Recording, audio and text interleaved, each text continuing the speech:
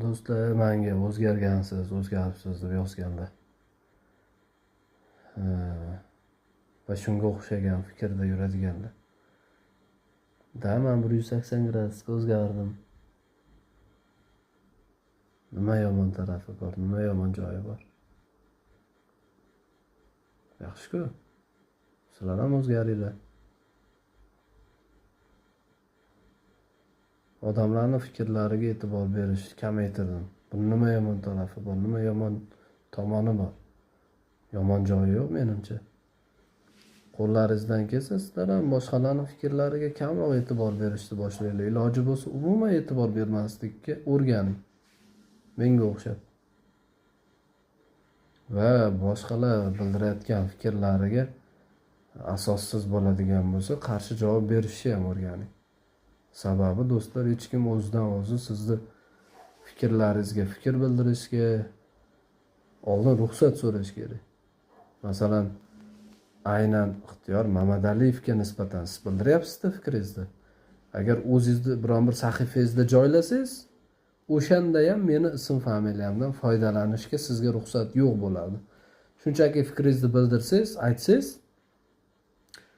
unda kimdir menga aytyapti deb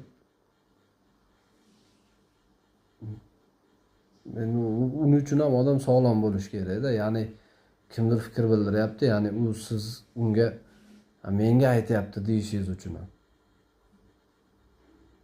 Nima sababdan siz o'zingizga olyapsiz? O'sha odamning fikrini degan savol turishi kerak-da oldingizda. Nima sababdan men bu odamning fikrini o'zimga olyapman? Bu qarindoshimmi, akammi, ukammi? Menga mutlaqo begona odam bo'lsa, tim bo'ldi, meni ism familiyamni aytmayotgan bo'lsa. Fikrni yoqishi bor, to'g'ri kelishi bor, fikrni to'g'ri fikr ekan yoki o'ylab ko'rishga arziydi deyotgan fikrlar bor do'stlar. Aynan siz haqingizda faqat hamma gapirib yurish kerak. Aynan kimdir gapirsa sizga tegib ketadi degan joyi yo'q. Men do'stlar YouTube kanalim uchun gapiraman. YouTube kanalimni kuzatadiganlar uchun gapiraman.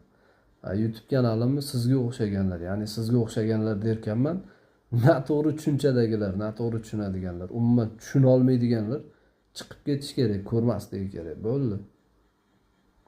Sababi ertaga meni vaqtimni olib, boshimni ortib o'tirmaydi do'stlar. Tushunadiganlar qolsin. Ertaga ko'rishguncha do'stlar. Rahmat hammaga.